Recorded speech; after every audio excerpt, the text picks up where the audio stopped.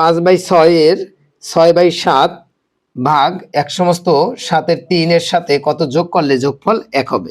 এর সাথে মনে করি x যোগ করব, তখনই ফলাফল 1 হবে।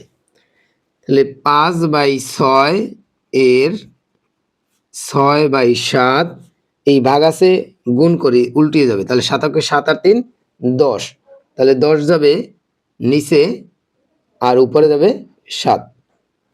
তাহলে সাথে সাথে কাটা গেল, 6 6 কাটা গেল, 5 অক্ষে 5, 5 দুগুণে 10 সমান 1/2। তাহলে এটুকুর পরিবর্তে পেলাম 1/2 যোগ x সমান 1।